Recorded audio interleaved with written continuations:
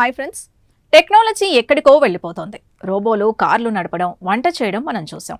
కానీ ఇప్పుడు ఒక రోబో ఏకంగా కాషాయం కట్టి సన్యాసిగా మారిపోయింది. దక్షిణ కొరియా రాజధాని సియోన్లోని ఒక ప్రసిద్ధ బౌద్ధ ఆలయంలో జరిగిన ఈ వింత ఘటన ఇప్పుడు ప్రపంచవ్యాప్తంగా చర్చకు దారితీసింది. ఆ రోబో సన్యాసి గాబీ కథ ఏంటో ఇప్పుడు చూద్దాం. ఈ రోబో పేరు గాబీ. బౌద్ధ భాషలో గాబీ అంటే కరుణ అని అర్థం. చైనాకు చెందిన యూనిట్రీ రోబోటిక్స్ కంపెనీ తయారు చేసిన ఈ G1 హ్యూమనాయిడ్ రోబో ధర సుమారు 11 లక్షల రూపాయలు. దక్షిణ కొరియాలోని అతిపెద్ద బౌద్ధ శాఖ అయిన జోగే ఆర్డర్ ప్రతినిధులు ఈ రోబోకు సన్యాసమిచ్చి తమ సాంప్రదాయంలోకి ఆహ్వానించారు. ఈ సన్యాస స్వీకార వేడుకలో గాబీ 5 ముఖ్యమైన ప్రమాణాలు చేసింది. అయితే అవి మనుషులకు కొంచెం భిన్నంగా ఉన్నాయి.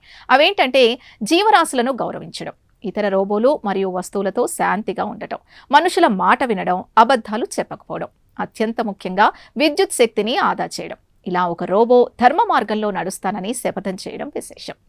సాధారణంగా సన్యాసం తీసుకునేటప్పుడు మనుషుల చేతిపై చిన్నగా కాల్చి శుద్ధి చేస్తారు. కానీ రోబోకు అలా చేస్తే సర్క్యూట్లు కాలిపోతాయి. కాబట్టి గాబీ చేతికి ఒక స్టిక్కర్ అంటించి మెడలో ప్రార్థన మాల వేశారు. ఆర్టిఫిషియల్ ఇంటెలిజెన్స్ కాలంలో బౌద్ధ ధర్మాన్ని కొత్త పుంతలు తొక్కించడమే తమ లక్ష్యమని ఆలయ పెద్దలు చెబుతున్నారు. రోబోలకు మనసుండదు కదా, మరి అవి పూజలు ఎలా చేస్తాయి అనే చర్చ ఇప్పుడు మొదలైంది. గతంలో జపాన్లో పెప్పర్ అనే రోబో అంత్యక్రియలు నిర్వహించింది. ఇండియాలో ఒక రోబోటిక్ ఆర్మ్ హారతి ఇచ్చింది. మతాచారాల్లో భక్తి కంటే చేసే పని ముఖ్యమని భావించేవారు ఈ రోబోల రాకను స్వాగతిస్తున్నారు. ఈ ఆవిష్కరణ ఎందుకు ముఖ్యం? ప్రస్తుతం బౌద్ధ మతంలో అనుచరుల సంఖ్య తగ్గుతూ ఉండడంతో యువతను ఆకట్టుకోవడానికి, టెక్నాలజీని ధర్మంలో భాగం చేయడానికి ఈ నిర్ణయం తీసుకున్నారు. ఏఐ వస్తున్న ఈ సునామీ కాలంలో బౌద్ధం కూడా కొత్త దిశగా పయనించాలని బౌద్ధ గురువులు పేర్కొంటున్నారు.